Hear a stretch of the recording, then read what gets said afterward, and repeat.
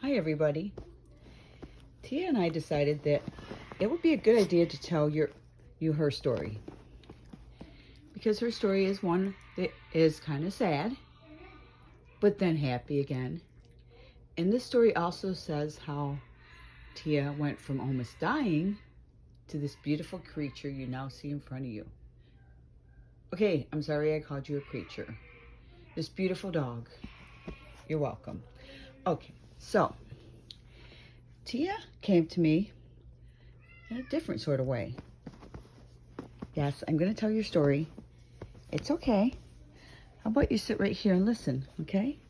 Can you sit down right there? Can you stay right there so we can talk about you? It's all about you.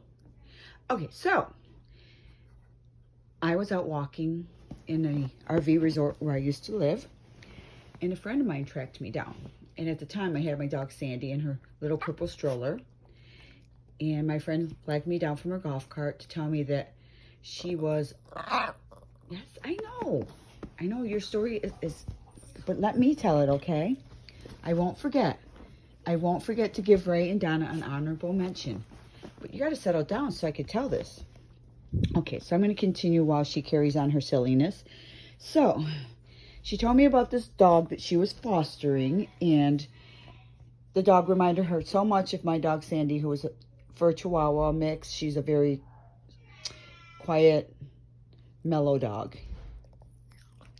Yeah, not quite what Tia is now, but okay. So getting back to the story, she wanted me to see this dog because she didn't want to keep it. Her and her husband, Ray, were not ready for another dog because they had lost their own, and they were quite sad over that still and didn't want to go through that again. So they would foster or babysit dogs when needed, and Tia was in their care, and I went over to meet her, and it was just like the first time I picked Tia up to mention she was just a very sad sight, and she just felt perfectly right in my arms the way Sandy did when I first met her.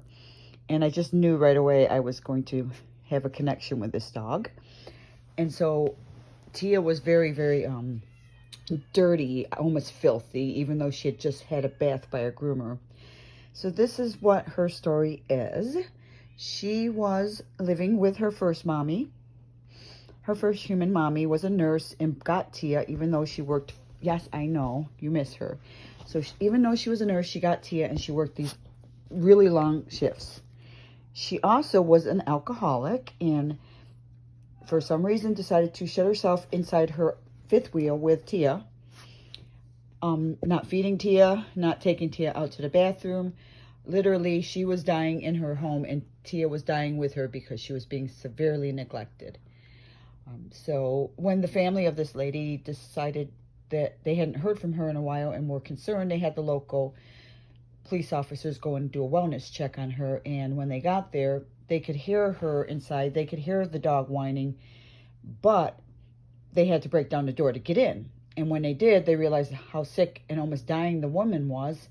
And then they saw Tia. And when the neighbor, Carl, and his wife, Gail, saw the ambulance come, they realized that something was up. So he ran over. And him and his wife knew Tia well because they were they're next door neighbors. And when their dog, Megan, was alive, bless her heart, beautiful dog Megan, but when she was alive, she basically was friends with Tia. And so he went over out of concern, and he saw Tia and the shape she was in, and he really, really was worried about her because this was not the Tia he knew. He thought she was on death's door. But he decided to take her over to the groomer who worked in the RV resort, and she gave her a good bath. She was shivering the whole time, but she got through it, and then they decided, let's take her outside.